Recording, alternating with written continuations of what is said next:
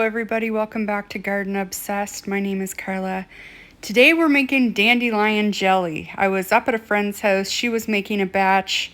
She's been making it for a couple years and I was like, why not? Let's give this a try. So I'm using a recipe from Homestead Acres today, and it's kind of a 2-day process, although very easy.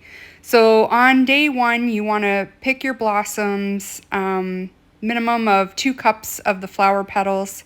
Then you want to boil 4 cups of water and put it over your petals. This is basically going to make like a tea. You can see me here just pouring the boiling water over. I'm kind of tempering my jar a little bit because it was just a room temperature jar, a little bit of water at a time and giving it a little swirl to kind of warm everything up together. But you're going to let this come to room temperature and then you're going to put it in the fridge for 24 hours. So that's all you have to do on day 1, and pretty easy. And we'll come back on day 2 to actually make our jelly. So this is supposed to taste basically like honey. I've never made it before, but she swears by it and I trust her. Okay, so these have been steeping in the fridge overnight, and now I'm going to give it a really good strain. So I'm just using a coffee filter. I actually could see pollen on this filter after everything was run through it. So you do not want to skip this step, and you'll have really clear jelly if you strain it first. Okay, so I've got my strained liquid here in my pot. To that, I am going to add 2 tablespoons of lemon juice. You can see I have a bowl of sugar there at the back of the stove. That's 4 cups of sugar. It is quite a bit of sugar. It's equal amounts, liquid and sugar. But this is going to be like a little treat thing, so that's okay. There's my 2 tablespoons, and I'm going to add 1 package of powdered pectin. So I've got Certo here. I'm just going to go ahead and get that added.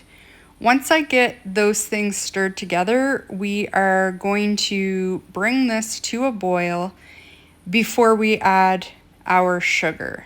So I'll just go ahead and get these things added, and we'll meet you back here once we get things boiling.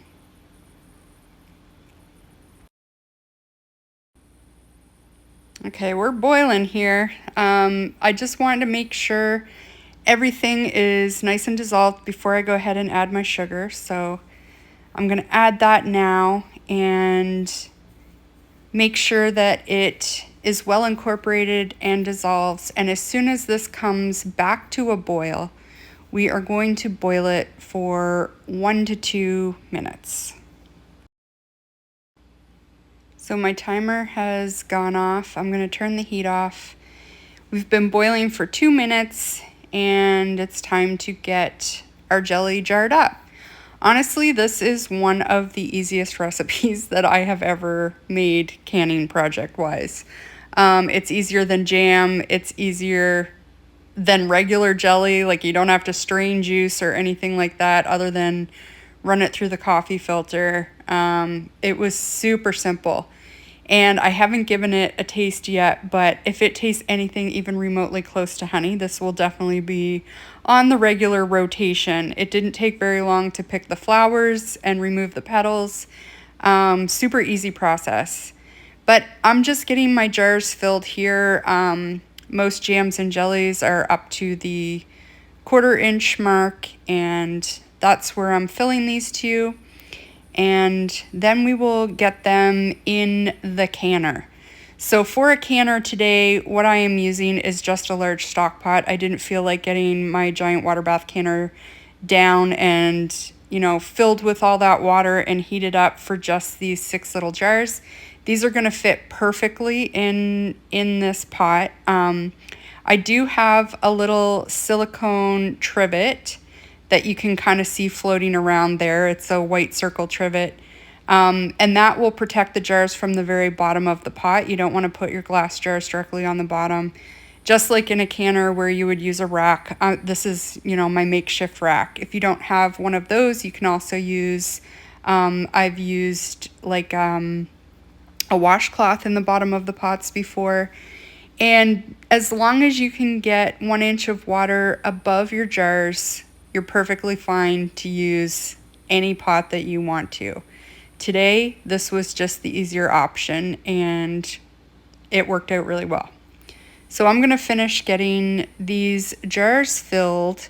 I ended up getting, I think the recipe called for 5 half pints, but I ended up with 6 half pints and a little bit in another jar. That might be just, I was able to squeeze more water out. The recipe calls for 3.5 to 4 cups. I was probably closer to the 4 cups before I added the sugar.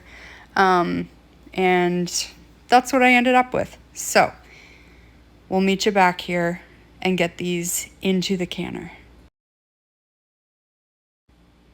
So I'm gonna give my jars a little wipe around the rim here. This is just hot tap water. You can use vinegar if you want. But I just wanna make sure there's nothing sticky on these rims so that we get a nice seal before I stick the lids on.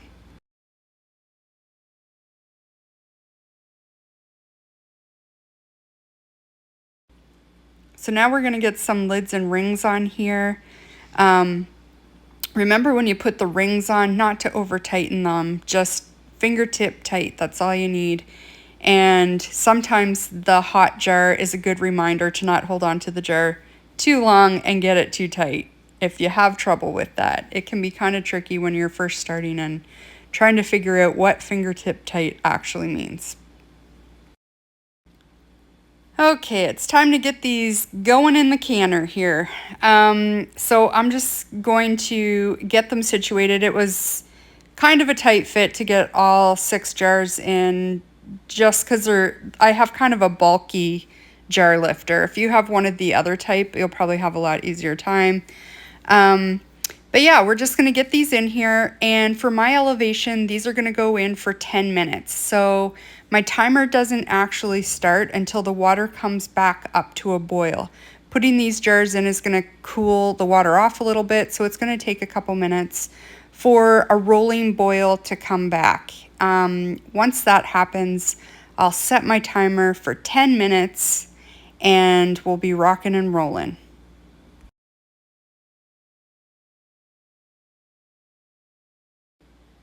My timer's just gone off. I'm gonna turn that off and I'm gonna remove the lid and just let them set for like maybe 1 or 2 minutes to let the water kind of calm down a little bit before I take them out of the water.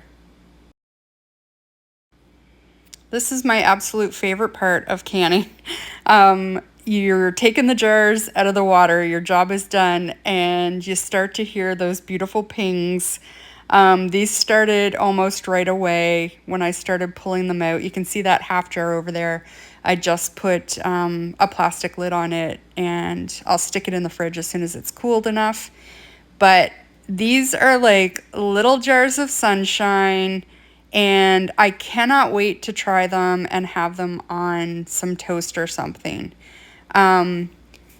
There's so many things that you can do with just like weeds growing in your yard, right? And sometimes you just need a friend to nudge you to try something a little out of the ordinary or a little, out of your normal routines. I hope you guys give this a try. If you have tried it before, I would love to hear from you if it's something that you enjoy. Does your family like it? I'd love to hear down in the comments. Please let me know. And I really thank you guys for stopping by today. I hope you enjoyed the video. I hope you come back and your gardening season is going well. Lots of fun things to come. Thanks for watching. We'll see you next time.